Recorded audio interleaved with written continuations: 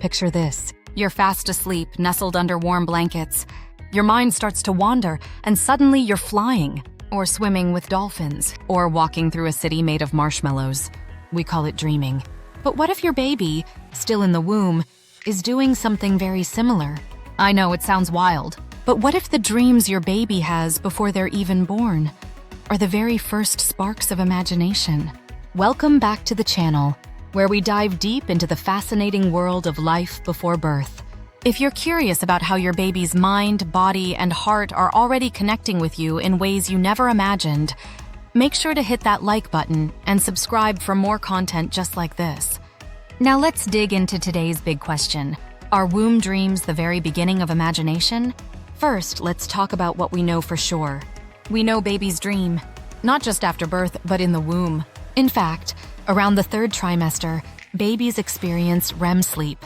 That's the rapid eye movement stage where dreams happen for adults. Scientists have measured it. They've seen the fluttering eyelids, the sudden twitches, and the brainwave activity that looks surprisingly similar to our own dreaming patterns. So yeah, your baby might be dreaming while still inside you. But here's the fascinating part. What could they possibly be dreaming about? They're not watching movies. They're not reading books or hearing bedtime stories.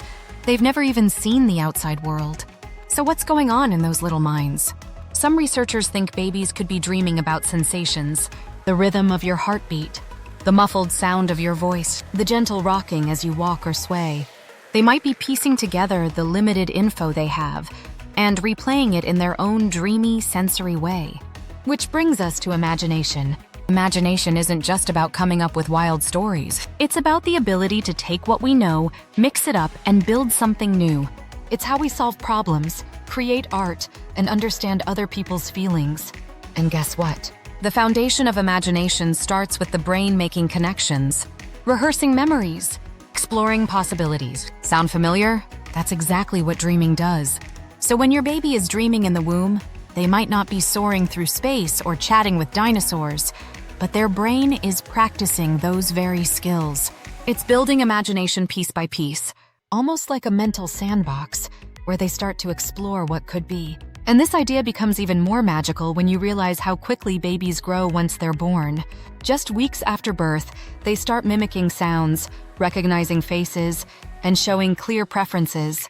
By the time they're a few months old, they're already pretending, babbling like they're having a conversation, or laughing at something only they seem to understand.